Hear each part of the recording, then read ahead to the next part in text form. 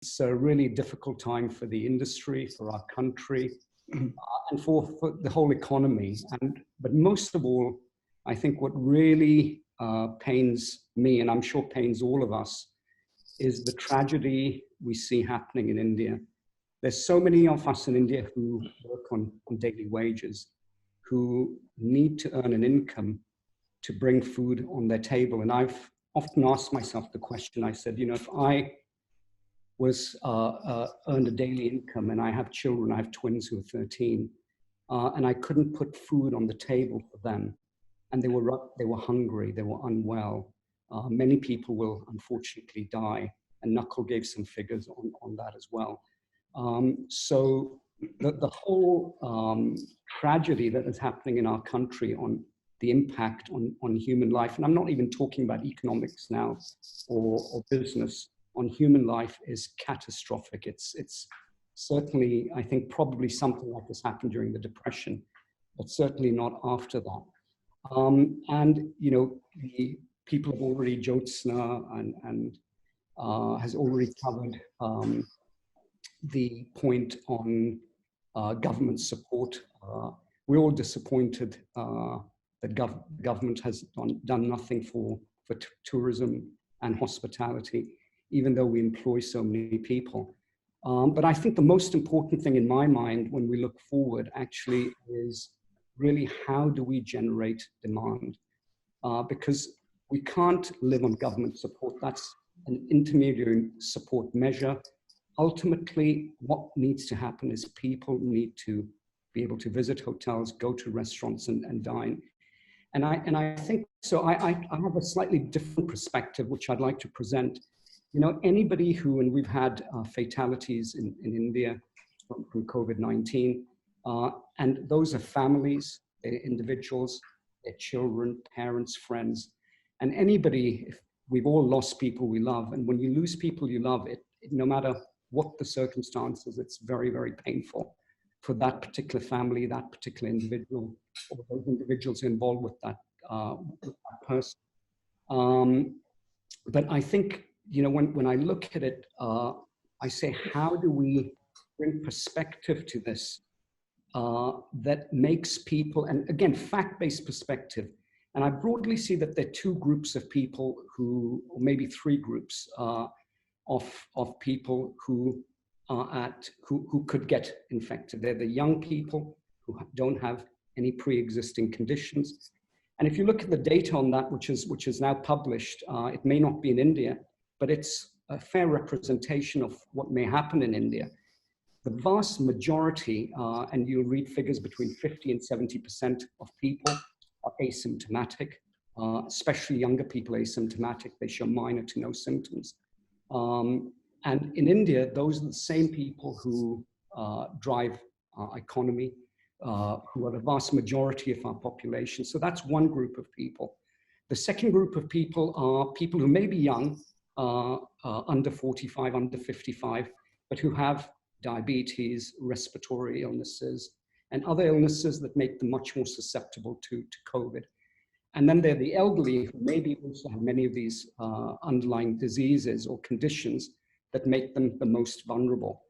And I think the first thing to do to stimulate demand is to actually share this information so that people understand, again, fact-based data on what's happening across the world. So people get a perspective, because right now people are scared. They're scared of going out. We did at Oberoi Hotels, we did a survey, and about over 40% of people said they would not travel till a vaccine comes out.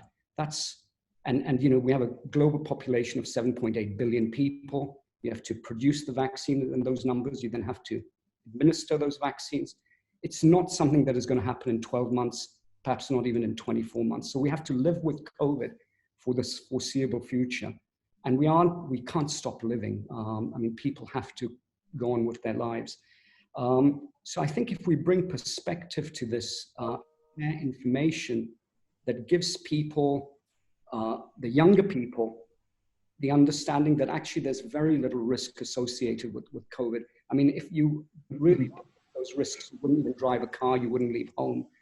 For the people who are vulnerable, we really need to think about the elderly and people with certain pre-existing conditions. What is it that we can do to help those particular people from getting infected? I know one of the things we've done in our organization, and I'm sure we're not unusual in this, I'm sure everybody's done it, is that we've said, if you have any pre-existing conditions or you're of a certain age, irrespective, don't come to work, stay at home. Whether you can, if you're at a corporate office, you can work from home. But even if you're not, don't risk getting unwell, because those people are at risk. But the other people need to, realize that there is really very, very little risk, and life can't come to a stop. I'd just like to share some figures with you there, which are unrelated. And if you give me 2 more minutes, if sure. I'm over my time, Go tell me. Go ahead. But I was looking at figures. Now, if I were to ask people in the audience, do we know the number of children who under the age of 5 die every year, or have died so far this year, right? These are children with parents. And I know if I lost a child, and I hope that day never, ever comes, I don't know what I would do with my life. It's probably the biggest catastrophe that a parent can face. That figure stands at, for the first 5 months of this year globally, at 3 million people. It's slightly under 3 million people. There are going to be 6 million children who are going to die under the age of 5. If you look at things like, I unfortunately don't smoke, but if you look at deaths from smoking-related illnesses, that's sitting today at just under 2 million people. It's going to double to 4 million people. If you look at people who die from road accidents, so far the number is 530,000. It's going to double to just over 1 million people. So I think, one size doesn't fit all, and we need to understand this. The children one particularly hurt me. Why aren't we doing more for our children? Why aren't we doing more for healthcare, and nutrition for people in our country? And we'll have a large number of people under the age of 5 or children who are dying in our country out of this number. Let's inform people. Let's present the facts so people can take the right decisions. Those decisions will stimulate demand, I have no doubt, and that will drive the economy, that will drive our business. And I think highlighting this is of critical importance. Governments and press and media really need to present these facts to the public so that there's awareness and people can take the right decisions for themselves. I think everybody's, Patu and all the other panelists have talked about a optimistic future in a couple of years, whether that's 2 years or 18 months or 2.5 years. And I would support that point of view as well. I just think the 2 points that I'd like to make, or 3 points. The first one is, if we do things for a certain amount of time, it becomes habitual. And although I don't believe social distancing or safe distancing will be one of those, because I think as human beings, it's something that we'll find difficult to accept unless there's a pressing requirement. So I agree that safe distancing, once there's an effective treatment for COVID, will go away. But I think talking, that technology, I think technology will, in the next couple of months or next 18 months to 2 years, play a very important part in our business. And I think that's something that will continue.